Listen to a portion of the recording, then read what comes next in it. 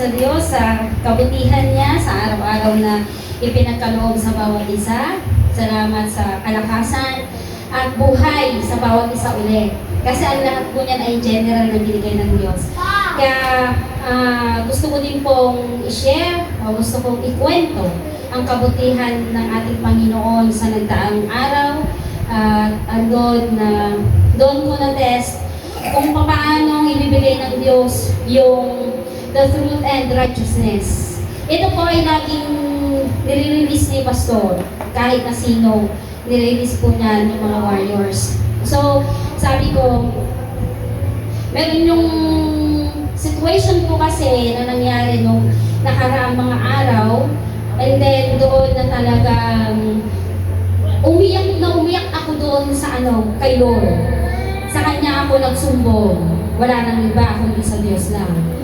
And then that time, talagang through doon sa discerning, marami po, every time po kasi na magbukas ako ng cellphone ko, marami po talagang nagpapakita.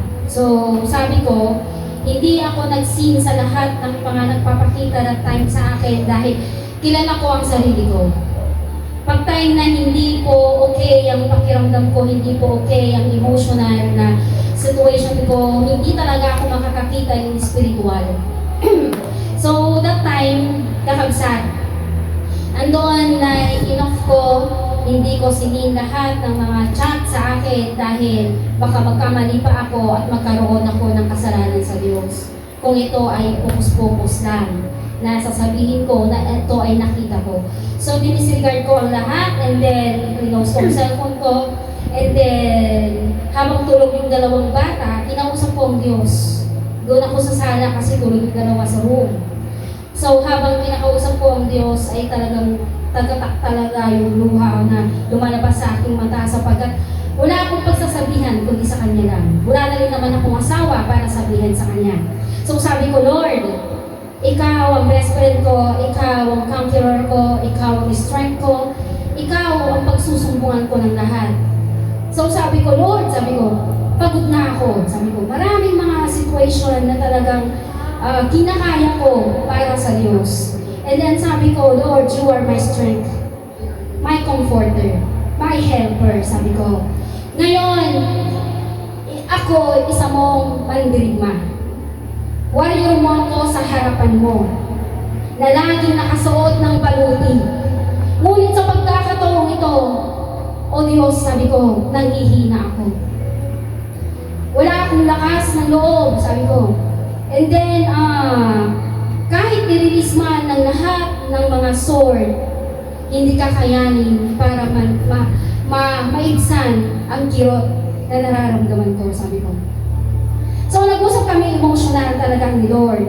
Talagang, kulang pa yung panyo na hawak ko eh. Hindi nila alam yan. Nandun ako sa sala. Siguro mga oras na po ako natulog, mga alas 12 na kasi hindi ako makatulog. Ang bigat-bigat ng dibdib ko. Sabi ko, Lord, hindi ko pwedeng hindi ko ibuhos to sa'yo. Kasi, kung hindi ko ibubuhos to, baka agkaroon ng paitikwa sa puso. So sabi ko, Lord, ibubuhos ko lang lahat-lahat. So nandoon na tinest ko talaga yung faith ko. Sabi ko nga doon sa message ko doon sa Facebook kung meron nakapansin at alam kung meron. Try your faith without doubting. And then, inano ko yung nothing is impossible. Tsaka lang po ako nag-i-story o nagsasabi doon sa Facebook kung merong something na meron talaga akong pinagdadaanan. So, sabi ko, panghahawakan ko yung salitang yan, that nothing is impossible to you, Lord. Kaya sabi ko, kung sa harap ng tao talagang nandoon yung ngiti, nandoon yung saya, nandoon na ang akala nila, wala akong problema. Pero wala akong maililihin sa'yo, O Diyos, sabi ko. Kasi that time, nabuhos talaga yung bang talagang bagsak talaga sa akin yung problema. So, kahit sabi ko, nag-iisang anak, parang isang dosenang anak. And then, nandoon na na-challenge ako kasi ako ang ilaw at haligi ng tahanan. Bakit ko nasabi dahil wala ng asawa ko. So ako lang po ang nagtatayo kay Jashin, kay JB. na siyang tumatayo bilang isang ama at ina sa kanya. So, ang pagdidisiplina ay napakahirap po. Taurin ng panguraw, dinikot mo sa sangit ka mga ainan. At tayo, nasakit ka niyang mga pangur mo, di pa nagdisiplina mo lang tingkwana. So, sabi ko, mahirap kasi mismo na doon sa school, nagkaroon ng problema sa school. So sabi ko, Lord, sa aming paghaharap-harap, sabi ko, nire-release namin sa ibang tao ang the truth and righteousness na sword. Pero sa pagkakataong ito, Diyos, sabi ko, ipakita mo sa akin bilang isang warrior mo at bilang discerner mo. Ipakita mo ngayon sa pagharap-harap namin bukas, makikita ko ang kapangyarihan mo. And then, 8 o'clock in the morning, we go in the guidance office. Andoon na nagkita kami yung mga ka-meet up ko po doon at hindi naman po sila nag-ano dun sa oras, kundi doon na nagkita-kita ang lahat. At yung negatibo na lahat na binato doon kay JB, naging maliwanag ang lahat. Doon ko nakita yung truth and righteousness na sinasabi nila. Dahil yung negatibo na sinabi po nila, doon na pinakita ng Diyos ang katotohanan sa kanilang lahat.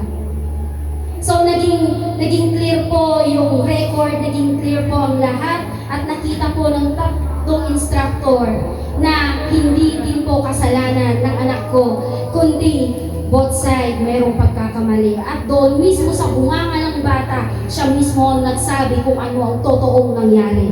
At hindi po na ipagpatuloy ang kasinungalingan na pangyayari, kundi nandoon na ipinakita ng Diyos po ang magitan po ng pag-pray po nila pastor, nila ate. Kasi that time, nag-chat ako kay ate, sabi ko, ate, ipag-pray nyo na lang ako. Sabi ko kay Isi, madami din siya binorward. Tita, tignan mo daw ito. Sabi ko sa kanila, ako naman ngayon ang ipag-pray mo. Ako naman ang pag-pray nyo, bigyan nyo ako hilingin nyo sa Diyos, bigyan ako ng lakas, at i-release niya ang truth and righteousness sa lahat ng bagay.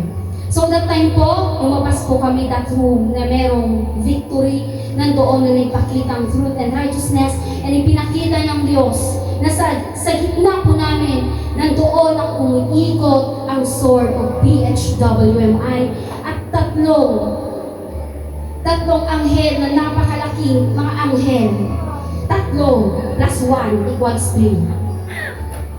2 doon sa gilid at gilid, at isa po doon sa may pintuan na siyang nagbabantay sa amin, na nandoon ang kapayapaan, nandoon ang katotohanan na ipinakita ng Diyos na kailanman hindi siya nang iwan at nagpabaya sa kanyang mga anak. Kaya doon ko po napatunayan na yung hawak ko po na salita niya na Hebrews 13 verse 5, I will never leave you nor forsake you. So doon ko po na naramdaman na talaga ang Diyos hindi po nangiiwan. Na nagagawa niya sa iba, how much more sa kanilang mga warriors, how much more sa kanyang warriors, may papakita niya na siya ang Diyos sa makapangyarihan at kaya niyang ipakasakatuparan, kaya niyang ipakita ang katotohanan. So all for the glory of God. Amen? So ang dalawa po ay naging 3.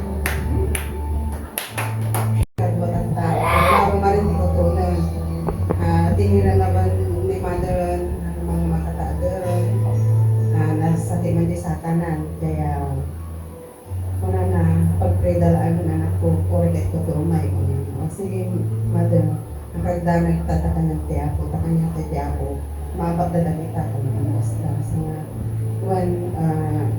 sumang po takiran na akong, napig sa pamatin, amok, taryasta ko na. Ayaw yung anak ko, ibang kanya lalabas ko. So, may sapay nga may baga, lumanong ko kasi daw. Kanay mo patukok.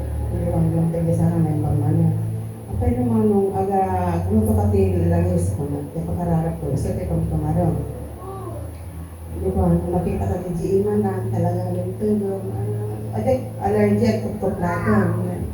Nasakit, hindi na sa kanan, hindi na tiyan na, kumarting ang adin yung manong ko, yun naan. 59 at 16.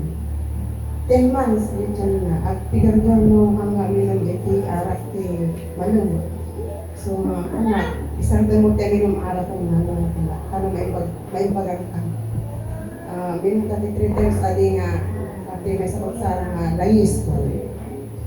Di ba, minum iti mga 1 week adi lang na impos ichan na naimpag di ima na. So, na, ay, magmayating ating langis. So, na, hindi pa lang pamayang, ay, bagbaga ko na. Muna, ding-dinggan. Natatamarigayatan kan, ding-ding na ron, di ba? Kasi yung kapsa, ding-ading ko. Tatawag yung araw ko. Dahil di lang. So, takip pagyamanan ka sa kanya. Amen. Ito ang ito yung tayo. Ating lahat, kung tayo po ay handa na, isigaw po ang Praise the Lord! I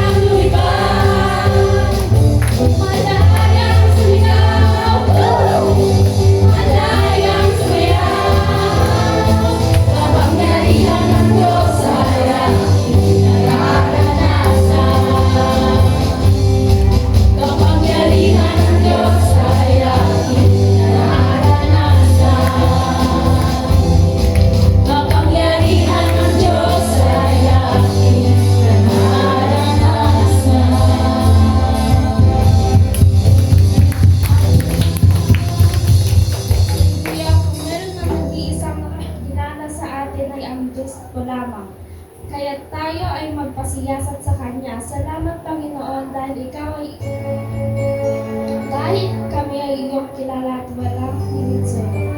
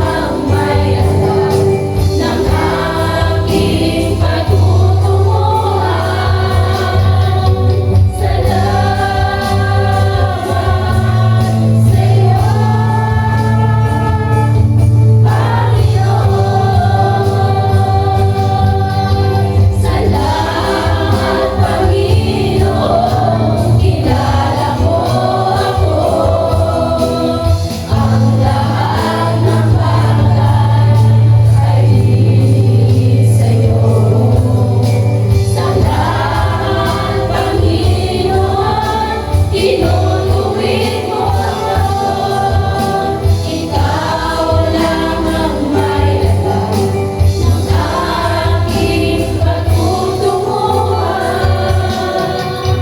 Salamat sa'yo, Panginoon.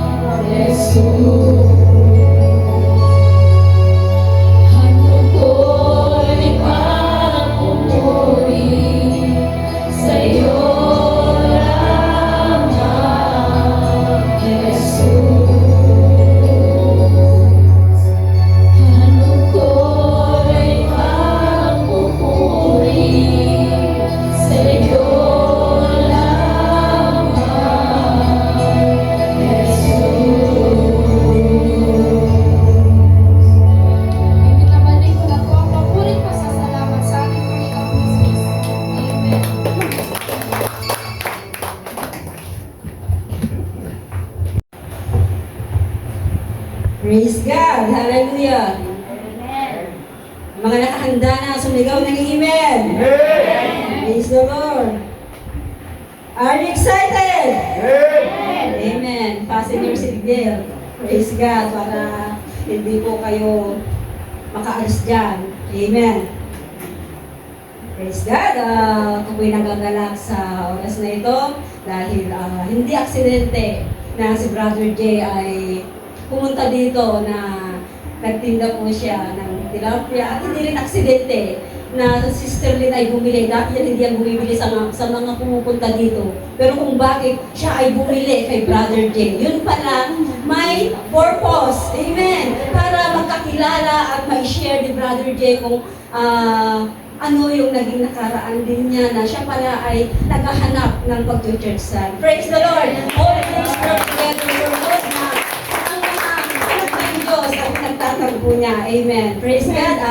Kami pinagagalak sa pamilya po ninyo dahil buong pamilya nandito kayo at nakakatuwa. Yung anak ko ninyo kanina, ang galing kumanta. Praise God! Alam niya yung mga inaawit po natin. So praise the Lord! Welcome na welcome po kayo sa pamilya po ni Cristo, ng Pure Heart Family po. Welcome po kayo. Praise God! Palakpakan po muna ang ating pamilya. Hallelujah! So, tayo na po ay dadako po sa salita ng ating Panginoon na gusto ko pong ipaalam po sa mga bago po na ang ministry po ng Pure Heart Worldwide Ministries Incorporated, ang ministry po niya is Deliverance, Revival, Healing, at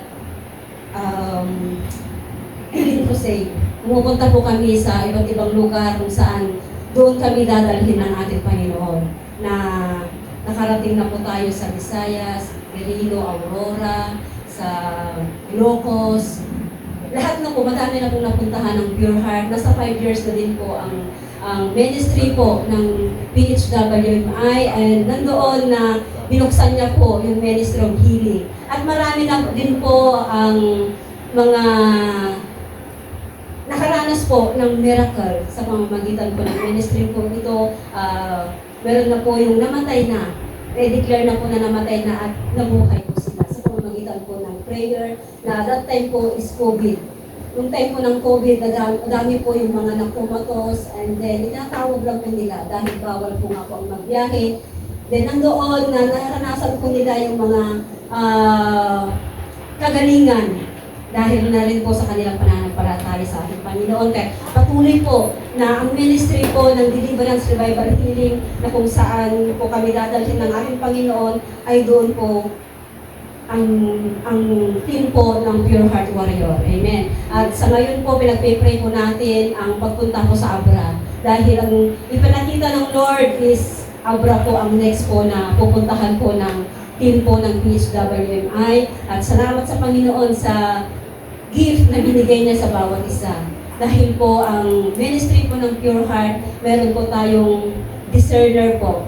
Gift of discerning, meron po. Gift of healing, meron din po yan. Nandyan po yung makikita po natin na 9 gifts po, nandito po yun. Then, yan po yung mga nagagamit para sa pag-ministry po ng PHWMI. Then po yung ministry po ng Pure Heart. Amen. Sa mga bago po. Praise God! Sa oras na ito, tayo na po ay dadako sa pakikinig sa salita ng ating Panginoon. Amen. Bakit po natin pinapag-aralan ng salita ng Diyos? Ano po ba ang meaning ng Bible? Sino nakakaalam ang meaning ng Bible? Sino? Bible. Ano yung B? Book of Instruction before living on earth. Amen. Ito po yung libro po na dito po tayo ini-instruct ng ating Panginoon. Dito po makikita yung direction po ng ating buhay. Kaya napakahalaga po ang salita ng ating Panginoon na huwag po natin hayaan na hindi basahin ang kanyang mga salita. Praise God. Sino dito ang nagbabasa ng kanyang Biblia? Amen. Wala na po yata ang Biblia ngayon. Puro cellphone na. Apps na sa cellphone na ginagamit. Amen. Pero mahirap din po minsan na kung ang Biblia po natin ay sa cellphone. Na kunwari nagbabasa ka ng salita ng ating Panginoon, bigla mo nalang maiisip, tingnan ko muna yung Facebook ko. Baka marami nang nag-like sa post ko. May stop po tayo sa minsan may stop po tayo sa pagbabasa dahil maisip po natin kung marami nang nag-like sa ating mga posts. Amen. Naranasan nyo na ba yun? Yung mga may mga Bible sa cellphone. Imposible, hindi nyo naranasan yun. Praise God. Sa oras kong ito, tayo po ay papag-aralan po natin is the 5 scriptures the devil hates. Amen. Bakit 5 scripture lang ang ating papag-aralan? Na ito po yung pinaka-hate po ng Diablo, na ayaw niya na matutunan po natin, ayaw niya na malaman po natin. Amen. Kaya ano yung mga verses o mga salita ng Diyos na alam mo na mayayanig mo ang Diablo, na alam mo na ang kaaway makasalubong mo pa lang ay siya na ay aatras dahil natatakot siya sa iyo. Amen. Ano yung mga verse na yon? Kaya ito po yung papag-aralan po natin ngayon. There are divine weapons and powerful po sa salita ng ating Panginoon na malalaman po natin sa 5 scripture na ito that the devil hates. Amen. Praise God. Una po ay titignan po natin sa Revelation chapter 12 verse 11. Ito po yung first scripture po that the devil hates. Revelation chapter 12 verse 11. Sabi niya po dito, nagtagumpay ang mga ito laban sa Diablo sa pamamagitan ng dugo ng kordero at sa pamamagitan ng kanilang pagpapatutuo sa salita ng Diyos at buong puso nilang inialay ang kanilang buhay hanggang sa kamatayan. Praise God. Dito makikita natin mga kapatid na kung saan nilalantad ang banal na tagumpay para makita po natin na ang lahat ay tinalo na nila. Amen. Dahil sa pamamagitan po ng banal na dugo ng kordero ng Diyos. Ano po yun? Yung dugo ng ating Panginoong Hesus na siya po yung nag-redeem ng buong sangkatauhan. Praise God. Na sinasabi niya dito, they overcame Him by the blood of the Lamb and by the word of their testimony. Sabi niya po sa English. Na the devil hates this scripture. Bakit po? Dahil alam po niya na sa pamamagitan po ng dugo ni Kristo, siya na po ay natalo. Siya na po ay defeated. Siya na po ay masusunog na hanggang sa kailaliman po ng impyerno, siya po ay matatalo dahil sa verse na po na ito, sa pamamagitan ng dugo ni Kristo, siya po ay talong-talo na po. He is already defeated, mga kapatid. The blood of Jesus is the eternal receipt of the hell's loss. Doon po na alam ng Diablo na sa impyerno po siya babagsak sa pamamagitan po ng dugo ni Kristo na ibinigay niya sa buong sanlibutan. Amen. Sabi niya po doon na ang bawat testimony po natin ay siyang megaphone po na nag-e-echo hanggang sa korehidor po ng impyerno. Hanggang sa darkness, kadiliman po ng Diablo.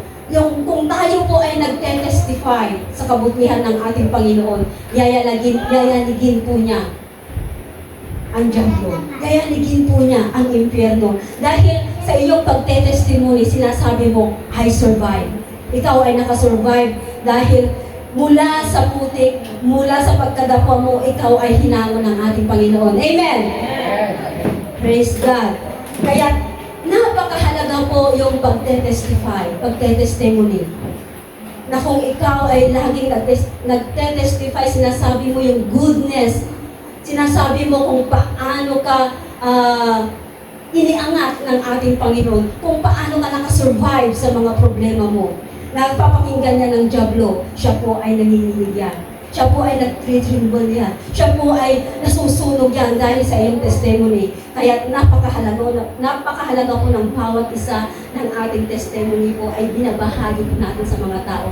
Dahil nagiging challenges po sa mga tao yung ating testimony na ikaw pala ay nakaranas ng kabigatan, nakaranas ng betrayal, nakaranas ng sickness, nakaranas ng mga persecutions. Pero ang lahat ng iyon ay napagtagumpayan mo dahil sa verse na ito sa Revelation chapter 12 verse 11, by the blood of the Lamb, nandoon na napagtagumpayan mo ang lahat.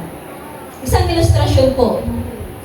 Kung ipipicture mo natin sa isang courtroom, di po ba sa isang courtroom, nandoon yung inakusahan, nandoon din po yung accuser.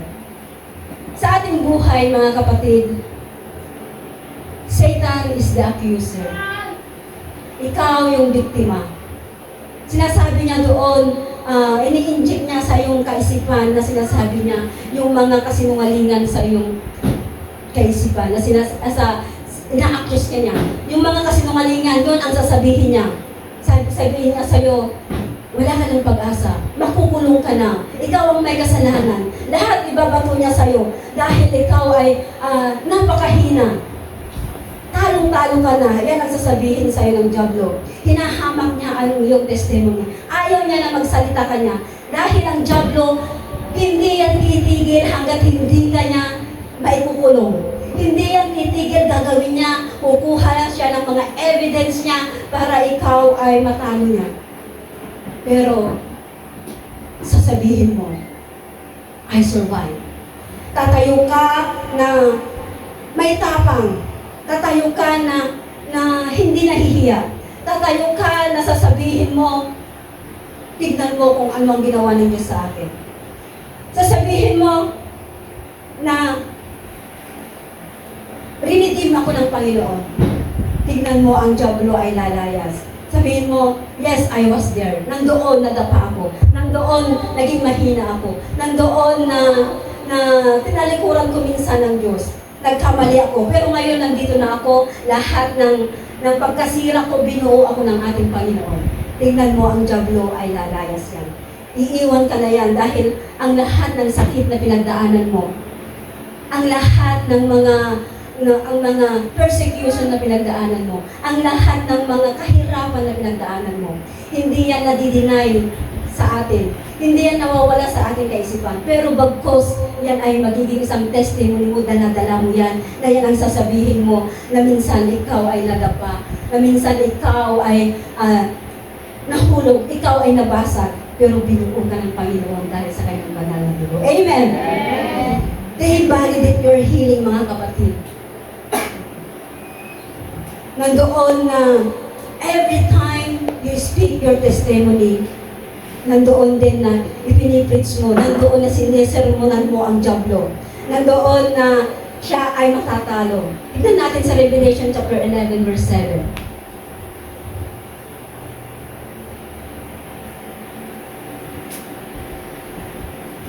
Sabi niya dyan sa Revelation chapter 11 verse 7, ganito.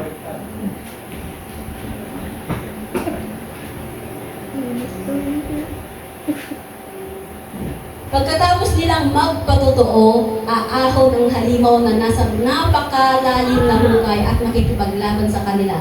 Matatalo sila at mapapatay ng halimaw. Amen. Kung ikaw ay magte-testify ng kabutihan ng ating Panginoon, matatalo at matatalo ang mga halimaw, ang mga diablo na sumisira sa iyo. Yan po. It reminds him that the abuse didn't destroy your mind. Amen. The addiction didn't end your story. The betrayal didn't stop your calling. And the sickness didn't steal your faith. Ang mga sakit na yan, hindi pwede na nanakawin ang iyong pananampalataya. Nakararamdaman ka man ng sakit na sabihin mo, hindi mo na kaya yung sakit na yan. Huwag mo hayaan na nanakawin yan ng diablo. Yung pananampalataya mo sa ating Diyos, itayo mo yan. Dahil ang kasama mo ay ang ating Diyos na buhay. Ang pinangtubos niya sa iyo is the precious blood of Jesus. Ang hirap mag-Tagalog. Tagalog kasi si Brad. Amen. Kaya pure Tagalog tayo ngayon. Praise God. Hallelujah. Your past is not a prison, but it is a platform, mga kapatid. Hindi ang nakaraan mo natin ay dyan na po tayo mabibilanggo. Kundi ang nakaraan mo natin ay isang plataforma para po ang mga tao na makakapakinig sa iyong testimony, sasabihin niya, kung nagawa sa iyo ng ating Panginoon na inihango ka, magagawa niya rin sa akin. Yan ang sasabihin sa iyo. Amen. Magiging pagpapala ka sa iyong testimony. Kaya pumuit kami ang testimony, mga kapatid. Ang iyong history, mga kapatid. Dahil ikaw ay narito na ngayon. Yung past mo, ayun na yung kalakasan mo. Dahil ikaw ay matibay na. Amen. Alam ko na ang bawat isa ay nakaranas ng mga masasakit, nakaranas ng mga pain. Yung uri lang nagpiglakan, nagiging masuga. Amen. May mga scars na, nagpiglat na. So nga, kung minsan nakikita po natin yung mga scars na yan, ayan lang po ay remembrance mo kung paano ka ihinihango ng ating Panginoon. Kaya ngayon, nandito ka na, pinatibay ka na ng ating Panginoon, ibinalik ka na niya sa kanyang presensya. Now, your pain turning into power. Amen. The devil wants to stay you silent. Ang gusto niya, maging silent ka lang, magmukmuk ka lang. Sige, ita ka lang kwarto, magsamsangit ka, problema. Sige, gandang nag-lies. Pinapakinggan mo yung mga lies ng Diablo sa kaisipan mo para ikaw ay masira, para ikaw ay maglanggo niya, para ikaw ay hindi magsalita hanggang hindi mo na makaya. Ikaw nagbukil ka mo. Mamaya nandyan na, nakabitay na, kasi hindi na nakaya dahil pinapakinggan niya ng mga lies ng Diablo.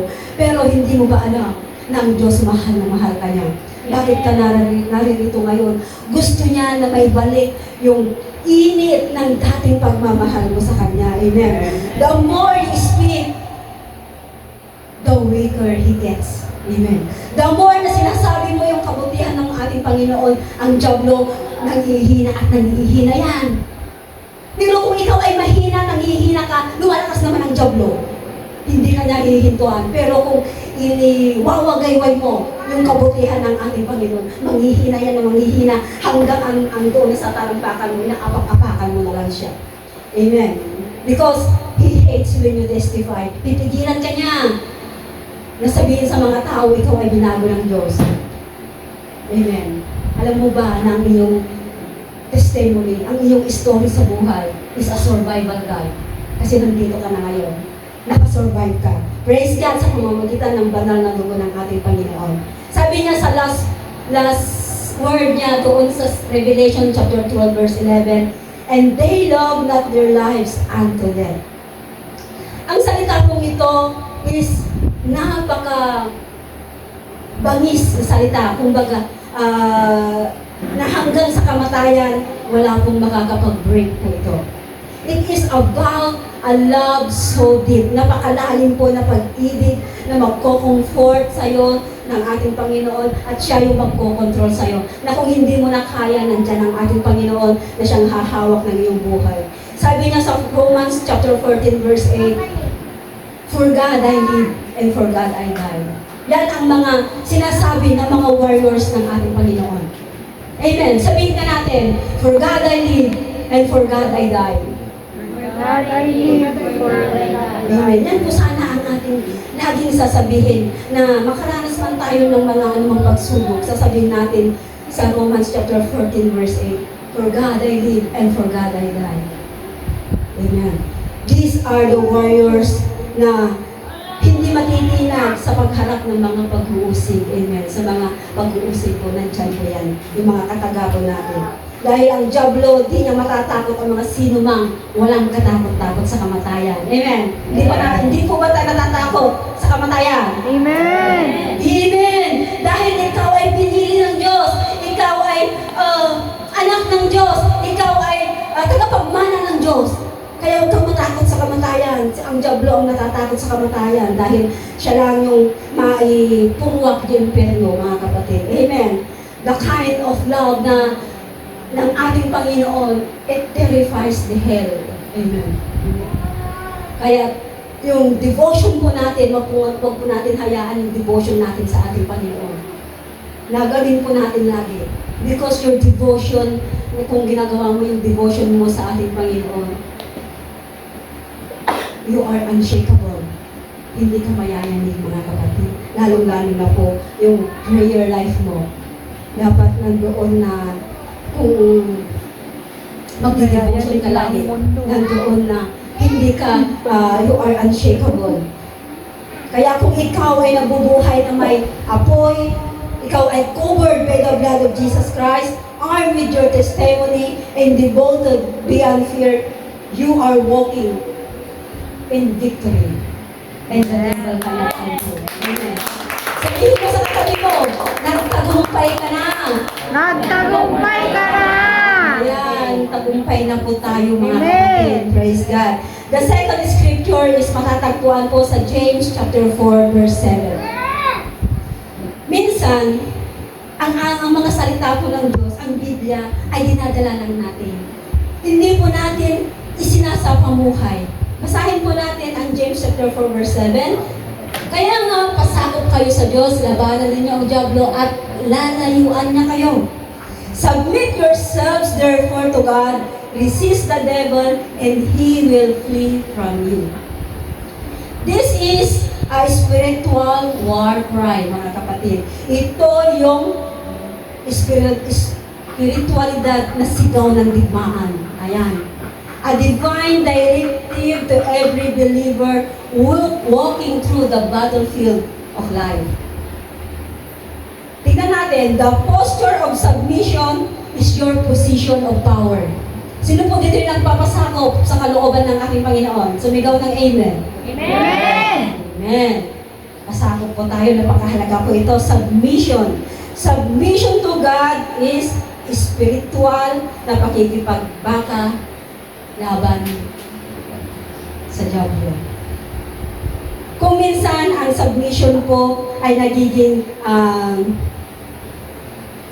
struggle po natin. Napakahirap po. Dahil kapag tayo po ay nagsasubmit sa kalooban ng ating Panginoon, the devil tremble. Nag-aano siya, nayayanig mo yan. Napapalayas mo yan. Dahil yung authority na binigay niya sa'yo ay nandoon po.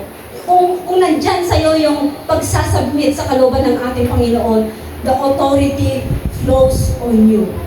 Naghahanap po yung authority na binigay ng Diyos sa'yo. Kung nandoon po yung submission sa iyong puso. You cannot cast out devil. Hindi mo masusunog ang diablo kung ikaw ay nanatili, nakasundo mo pa rin siya. Kung ikaw ay nagko-compromise pa rin sa mundong ito. Amen. Sino dito ang kaibigan niya pa rin ang diablo? Alam ko wala na ano. Dahil binago na kayo ng ating Panginoon. Ang mga kaibigan pa niya ang diablo. Yung best friend pa niya ang diablo. Ayan. Kailanman ay hindi niya makakasaw ang diablo. Kailanman ay hindi niya matatalo ang diablo kung kasama mo pa rin siya. Kung mag-best friend pa rin kayo, hindi mo kailanman yan mapapalayo sa iyong tabi. Resistance without submission is nothing more than rebellion. Amen. Ayan po. Praise God. Mayroon akong isang illustration. Like a soldier in the military, mga kapatid. Yung isang sundalo po sa isang military, makikita po natin yan na hindi yan mag-move kung hindi kinukuman. Di po ba kung nag-command na yung pinaka-head po nila, agad-agad po na susunod na yung mga tao nila. Because of the submission the authority, iti nangat nga to kanyada. So, makikita dito na ang tagumpay mo ay hindi kung gaano kakalakas.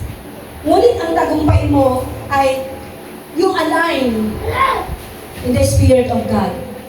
Yun po yung tagumpay po natin na makakamit po natin if your life is aligned in the plan of God. We don't fight the devil by opinion, but we fight from your position. Anong position po yun? In that position is submission to the will of God. Napakahalaga po yung pagsasubmit po natin ang ating sarili sa ating Panginoon na hindi po sana yung tayo po ang nasusunod. Hindi mo makakamtan ang katagumpayan kung sa sarili mo ay nananatili pa rin yung galit. Nananatili pa rin yung sakit ng damdamin mo, yung anxiety, yung bitterness, kung nandoon pa rin na yun pa rin ang ma-manifest sa iyong buhay. Amen. But the moment you submit those areas sa buhay mo, and when you bring your plans to God, when you bring your pride to God, when you bring your pain to God, and to the altar of surrender, maniwala po kayo sa akin. Nandoon na ang Panginoon ay matatanggap nyo ang katagumpayan. Because submission is like shutting the gate, locking the door, and handing God the key. Praise God. May isang ilustrasyon. Imagine po natin sa isang kulungan ng leon. Sino na dito ang nakakita ng leon in personal? Yung lion. Ano yung character ng lion? Di ba mabangis yan? Mabangis po yan. Ang lion po, tingnan po natin, kung ikaw ay nakatayo sa cage ng lion, sa isang kulungan ng lion, at naka-open yan, ikaw yung amo niya. Then, yung lion na yan, hindi niya magagawang tatakas yan. Hindi niya gagawang ngur-nguram na ka kasi ikaw ay amo niya. Hindi siya mag-roar sa'yo kasi amo ka niya. Ayan. Pero kapag sinabi mo sa leon na yon, sasabihin mo, pumasok ka sa iyong kulungan. Papasok yan. Susunod yan sa'yo. Bakit? Because alam niya na wala siyang authority. Alam niya na wala siyang boundaries. Alam niya na kapag siya'y tumakas, wala siyang covering. Pero,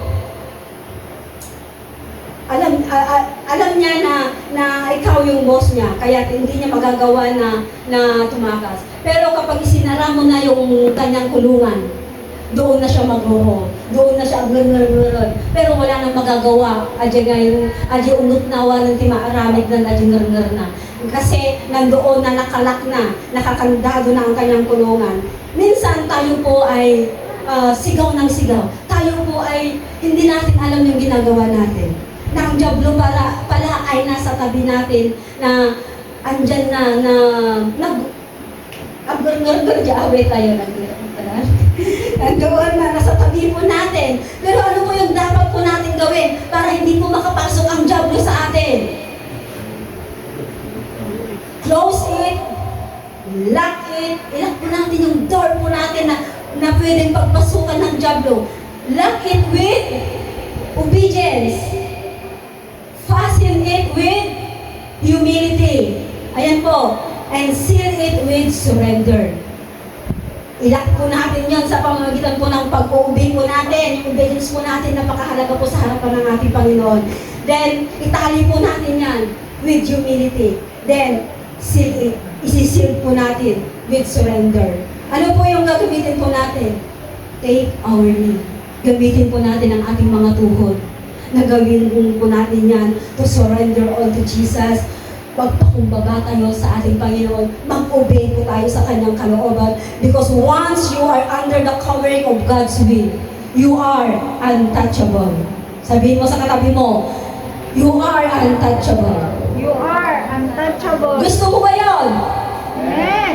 Amen. Hindi ka na magagalaw ni Satanas. Kahit na, kaya't na ngay puspusan na dataulong ka, gusto makit. Pero pag naramdaman mo yan, sasabihin mo lang sa kanya, wala ka nang magagawa, Satanas. Kasi ako'y binalot na ng dugo ni Kristo. Kaya po, the divine authority po ay binigay na ng Diyos sa atin. That's why submission feels like a struggle, sabi ko kanina, dahil napakahirap po gawin yung mga bagay na ito kung wala po sa atin yung submission. Kaya take a knee in submission, mga kapatid. Gamitin po natin ang mga ating tuhod na lumuhod para sa ating Panginoon. Before you try to stand in resistance the devil, put your plans under His purpose. Hindi po sana yung plano natin ang masusunod, kundi yung plano ng ating Panginoon. Lay down your rights under His righteousness. Amen. Because when you truly submit to God, the devil has no option but to flee. Wala na pong magagawa ang Diablo kung lahat ng ito ay ginagawa mo, lalayasan ka niya. Amen. Minsan magtatanong ka, bakit kayo? Tupok ako ng tupok. Ito namang Diablo, sunod ng sunod sa akin. Kasi ikaw yung may pagkukulang. Kung nais ng ating Panginoon na ibigay mo yung pusong mapagpakumbaba. Tayo po ay nasa pure heart family. Ang nais ng ating Panginoon yung malinis na puso na laging nagpapakumbaba at laging sumusunod sa kanyang kalooban. Kaya nais niya na malaman po natin ang mga scripture na ito para bigyan po natin halaga ang mga ito. Amen. Number 3, third scripture. Luke chapter 10 verse 19. Kaya nga si Satanas, ayaw niya na malaman mo ito eh. Kasi pag malaman mo, may panlaban ka na sa kanya. Tignan natin sa Luke chapter 10 verse 19. Sabi niya dito sa English, sabi niya dito, "Behold, I give unto you power to tread on the serpents and scorpions, and over all the power of the enemy, and nothing shall by any means hurt you." Tignan natin sa Tagalog. Binigyan ko kayo ng kapangyarihang tapakan ang mga ahas at mga alakdan at daigin ang lahat ng kapangyarihan ng kaaway at walang makapananakit sa inyo. Napakaganda po yung verse nito. Sino na dito ang nakakita ng ahas? Amen. Scorpion. Di ba ang ahas is makamandag yan? Poisonous yan. Kapag kinagat ka, instant mamamatay na ang tao. Very poisonous ang ahas at ang scorpions. Ayan po. Ang scripture po natin, oo, yung kapitbahay mo minsan ahas din, di ba? Sabi ni Kristen. In personal, in spiritual, ang ahas po talaga ay ang daming nagpagbalinan lang. Amen. Yung ahas. Kahit yung asawa mo, karayam, gagapon niya. Yung ahas, amen, napakasama talaga yung, kahit sinabi niya dyan, binigyan ko kayo ng kapangyarihan, binigyan tayo ng kapangyarihan ng ating Diyos, amen. Dapat alam po natin kung paano gamitin niya. Jesus said, pay attention, I give unto you power, not on your government, not on your boss, not on your pastor, but what kind of power na sinasabi ng Diyos? Power to tread on serpent and scorpions. Ang ahas ay makamandag. Poisonous, sinabi ko lang kanina. Kaya in spiritual, na sinasabi dito ng ating Panginoon, ang serpent and scorpions is a symbolic of demonic deception.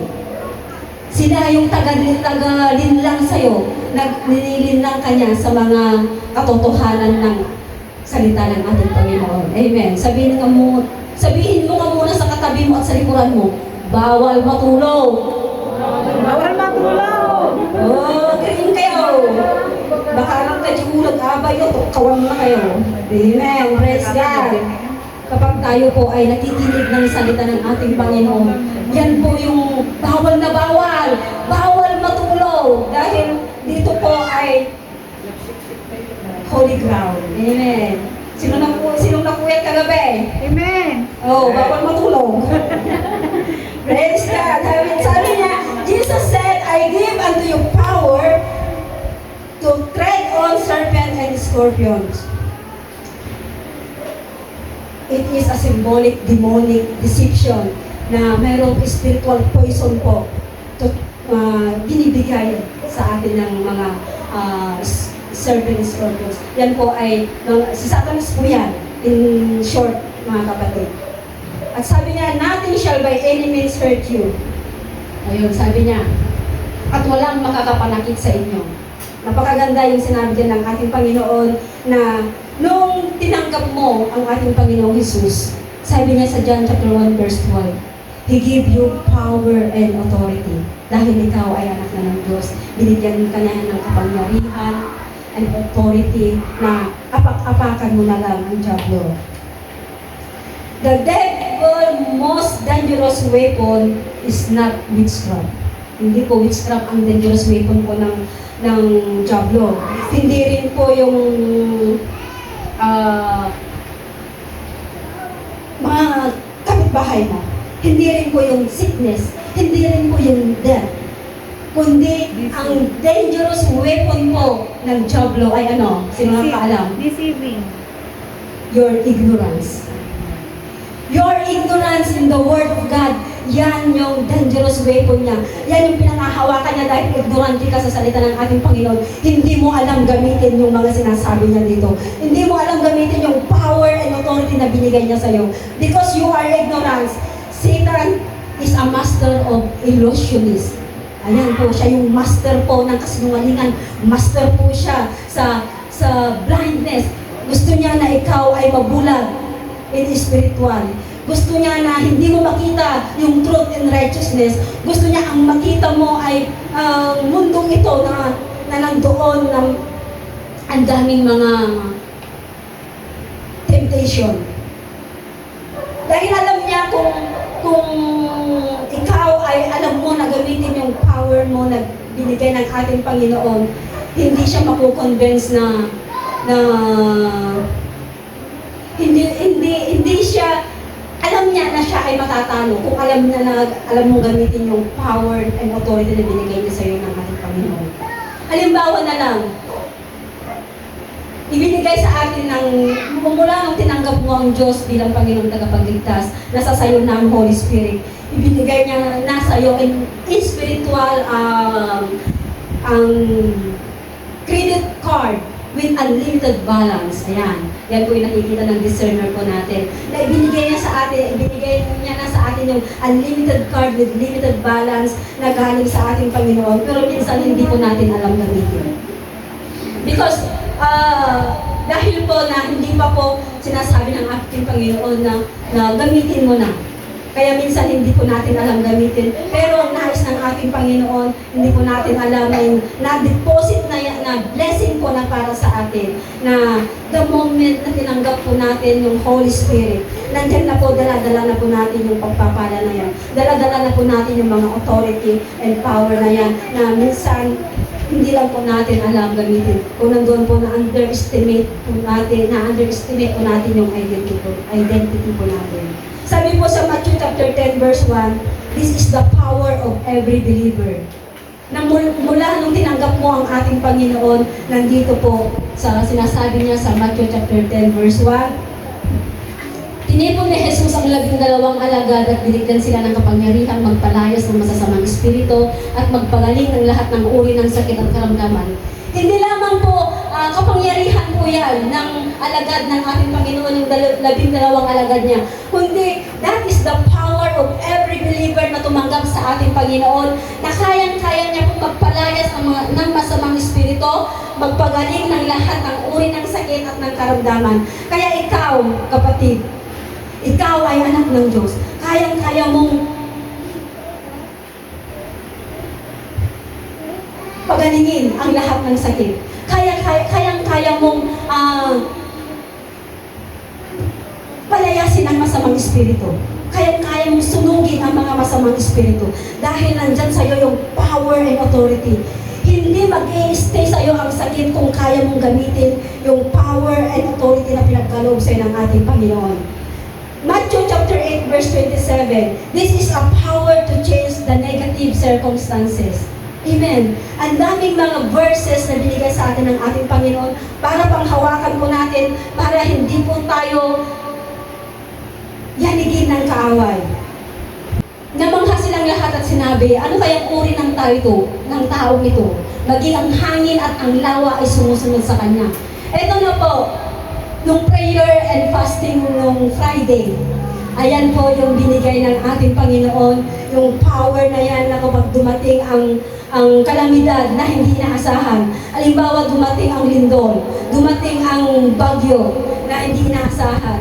Ibinigay ng Diyos yung power na ilehans mo yung kamay mo, sasabihin mo, ikaw na lindol, huminto ka sa pamamagitan ng dugo ni Kristo. Susunod yan at hihinto yan. Ikaw na bagyo, huminto ka sa pamamagitan ng banal na dugo ni Kristo.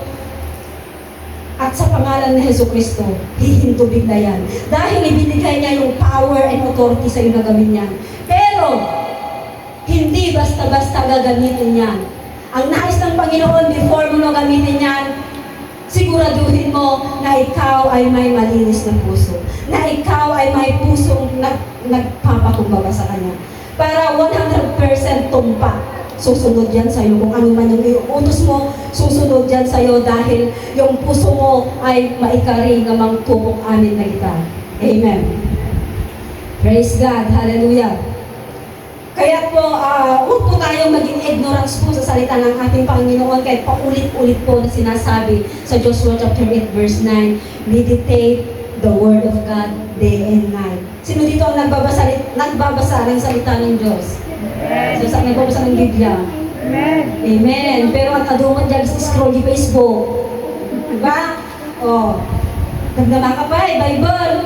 Takitaan pa dyan ko, Facebook ko. Minsan po tayo po ay nandoon na nararamdaman natin na tayo po ay laging biktima, na tayo po ay nahihirapan. Pero ang ating Panginoon po, ikaw ay tinawag na matagumpay. You're walking around like a victim, sabi po niya. But God called you a victor. Amen. Napakaganda po, tinawag po tayo ng ating Panginoon na isang victorious na anak niya. Kaya wag po natin isipin na tayo po ay biktima lagi ng dyablo. Praise God. Dahil sabi po niya sa Ephesians chapter 2 verse 6, when God seated you as a royalty in heavenly places with Christ Jesus. Napakaganda po yung sinabi niya po dyan. Dahil sa ating pakikipag-isa kay Kristo Jesus, tayo'y muling binuhay na kasama niya upang mamunong kasama niya sa kalangitan. Napakaganda po yung sinabi ng ating Panginoon na mula nung tayo po ay nakipag-isa kay Kristo, tayo'y muling binuhay niya. Hinamon niya tayo na muling makasama niya at tayo po ay kasama niyang mamumuno na kasama sa kalangitan. Amen. The serpent is the deceiver. Tandaan po natin ito. The serpent is the deceiver.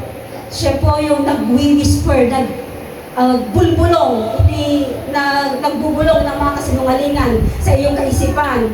He poisons your discernment.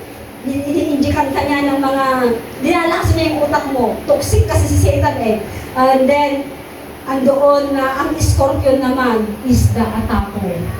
Magkaiba sila. Serpent is the deceiver and the scorpion is the attacker. Ang kumbaga is traidor. Amen. Siya po yung naggagasip, chismis kanya.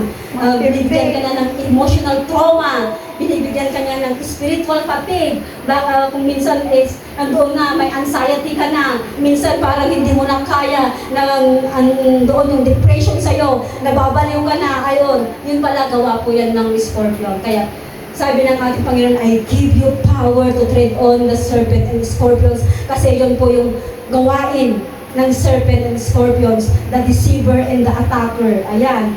Kaya, hindi po natin maiiwasan na minsan nangyayari po sa ating buhay ang mga ito, yung mga depression po. Hindi po natin nakakayanan dahil yan ang nais ng dyablo, na ikaw ay makulong niya, na ikaw ay hindi mapalaya. But Jesus said, tread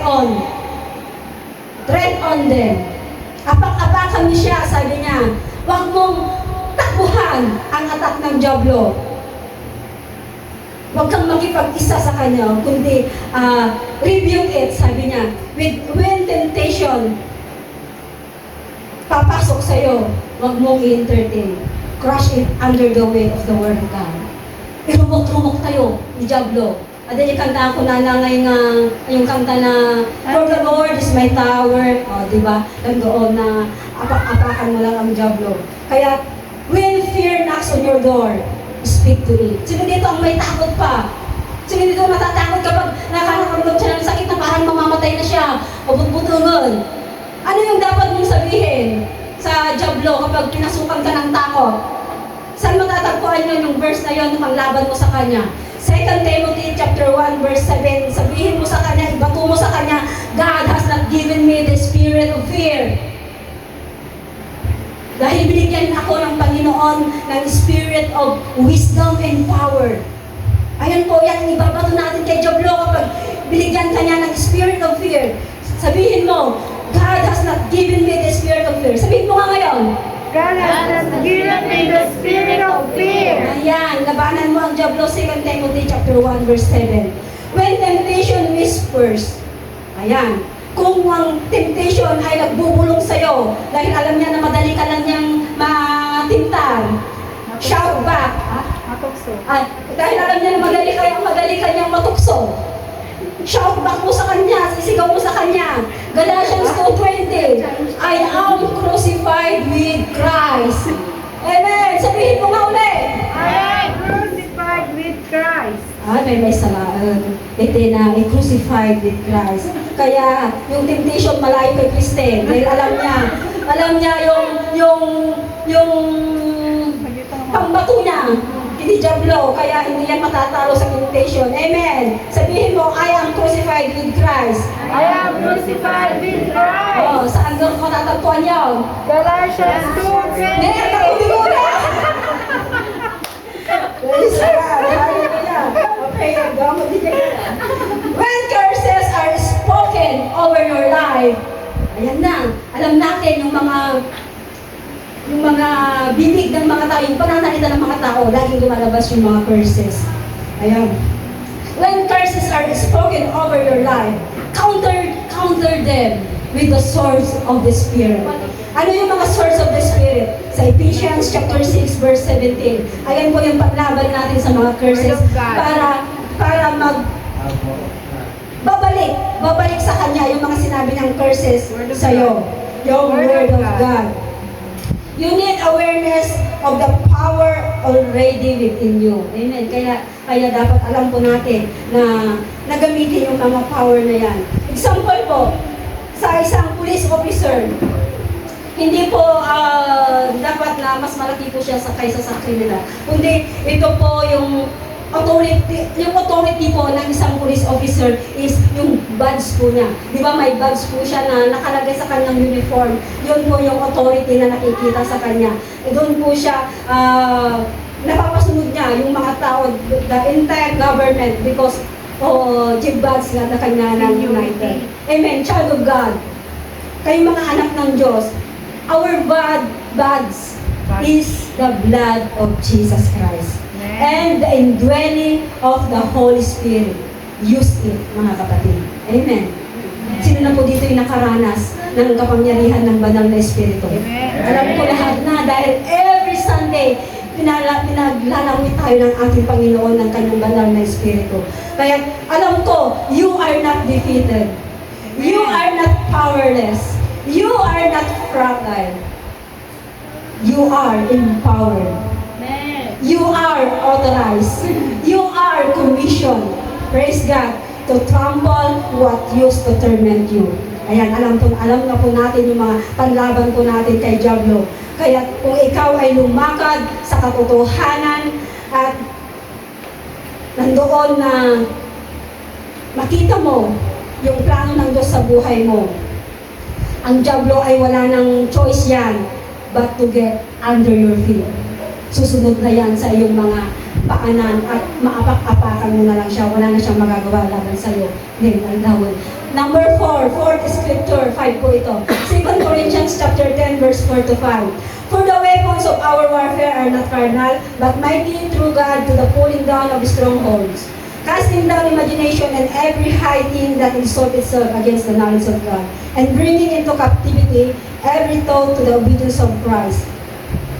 The most critical battleground in the life of the believer,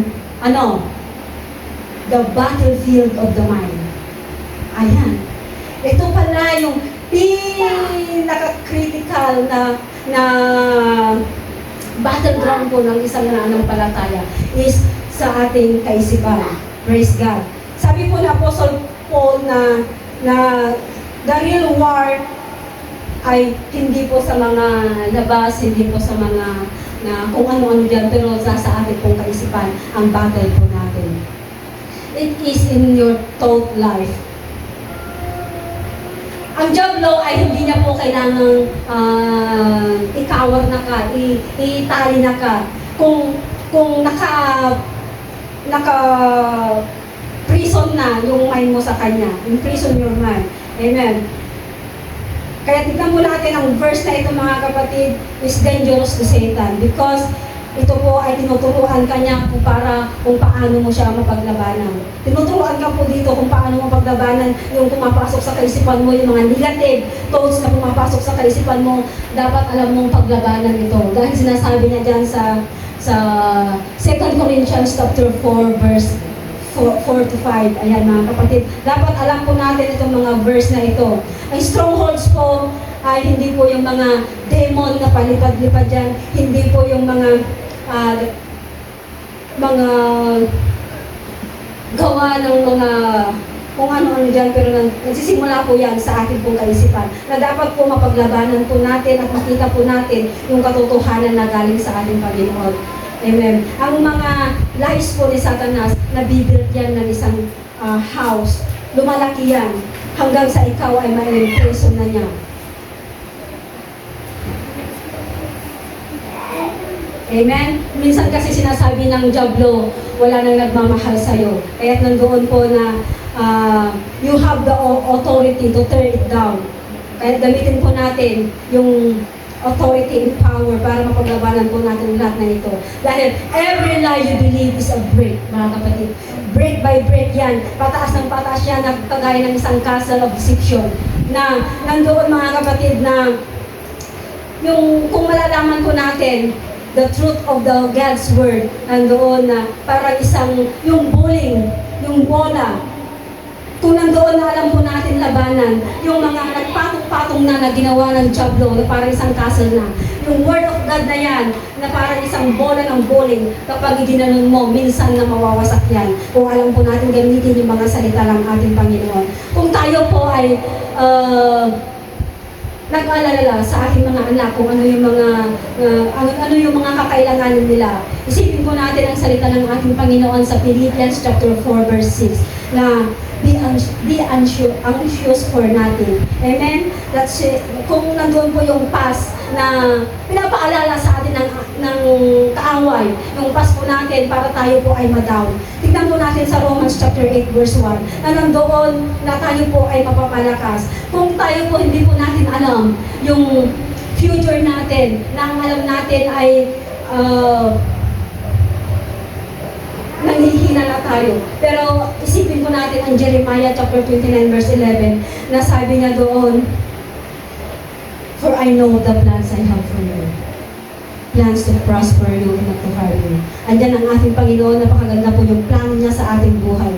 It is a battlefield, Panginoon, sa ating kaisipan na sinabi niya sa Romans 12:2, be transformed by the renewing of your mind.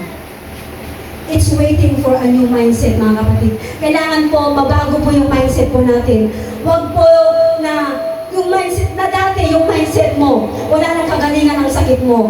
Baguhin mo yung mindset mo ngayon. Ang magiging mindset mo, ikaw ay pinagalitan ng ating Panginoon. Huwag mong isipin na yung sakit mo ay mananatili sa'yo. Baguhin mo yung mindset na yan. At nilagay mo sa iyong isip, sinasabi niya sa Peter, mga kapatid, sinabi niya na by the babaon iti dara ni Apo Jesus, by the blood of Jesus Christ, I am healed. Yun ang nilagay po natin sa ating kaisipan para mabago po ang ating mindset. You will take every thought captive. You will destroy every stronghold. You will walk in the freedom. Once your mind is free, mga kapatid, then nandoon na ikaw ay magiging victorious na anak ng ating Panginoon. Sa last po na scripture, sabi po niya dito sa Isaiah 54:17. Bilisan ko na lang kasi 12 na.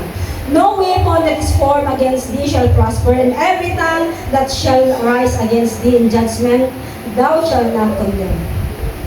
Ito po yung verse na kung saan nandoon na makikita po natin yung mana o pamana ng Diyos sa mga anak ng Diyos at nandoon sa mga lumalakad sa kanyang katwiran.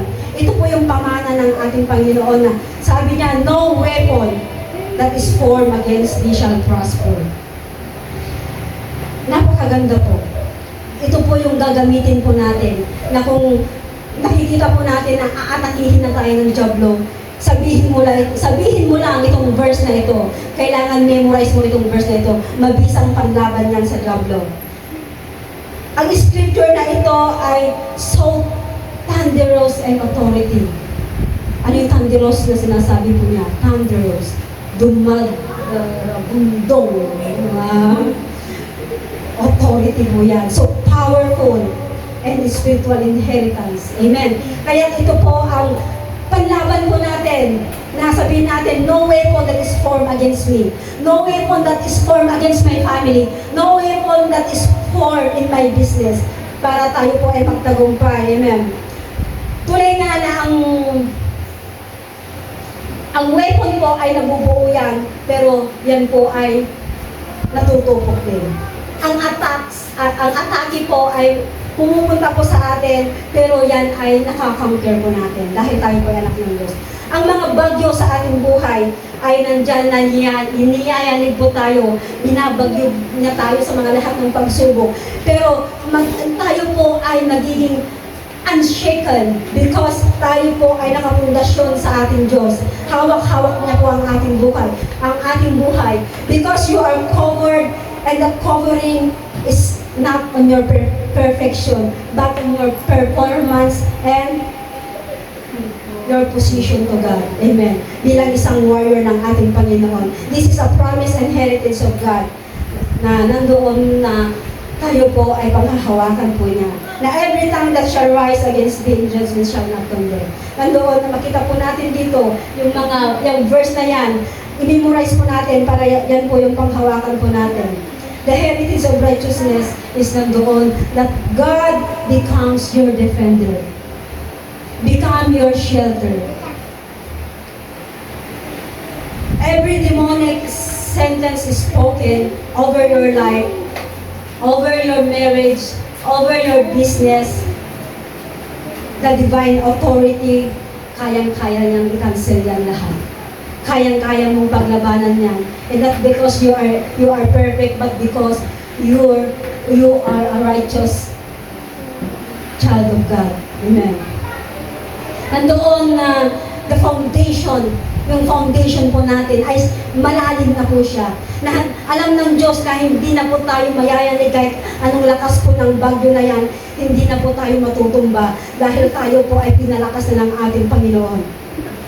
That's what Isaiah 54:17 is. It's your spiritual insurance policy.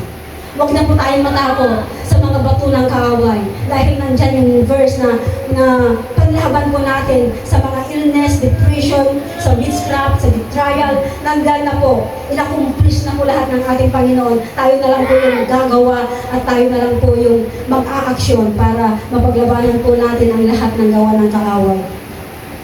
God will turn you into good. Hindi na po kayo hahayaan. Praise God. Then, nandoon po na hindi lang po sana binabasa po natin ang mga scripture na yan. Dahil sa bawat pagsambit po natin, sa bawat paggamit po natin ng salita ng ating Panginoon, you are activating your heritage. Na-activate po yung pamana na binigay ng Diyos sa atin. The blood of Jesus has already signed this covenant. Alam po natin yan na ang mga salita po natin na sinasabi po natin, ina-unlock po niya. Kaya po nandoon na minsan yung mga bunganga po natin, yung pananalita po natin, yung mga negatives na lumalabas sa bunganga po natin, dapat maging maingat po tayo. Dapat lagi po natin sasabihin kung ano yung mga pwede natin pangbato kay Satan para matalo po siya. Hindi na tayo po yung matatalo, kundi ang diablo na po ang matatalo. By standing under the shelter of His divine promises, you don't fight fear with feelings, mga kapatid. You fight it with truth. Yung mga kinakatakutan po natin, labanan po natin yan sa katotohanan sa pangalan ni Hesus Kristo. Amen. Nasabi po niya, dumadating man yung bagyo sa ating buhay, He guaranteed na nandoon yung covering niya para sa atin. Gawin po natin ang the tears na sa bawat pagluha po natin, ang tears na mga yan ay magiging prayer po natin. Yung wounds, yung mga sugat po na naranasan po natin, it turns po natin into blessings.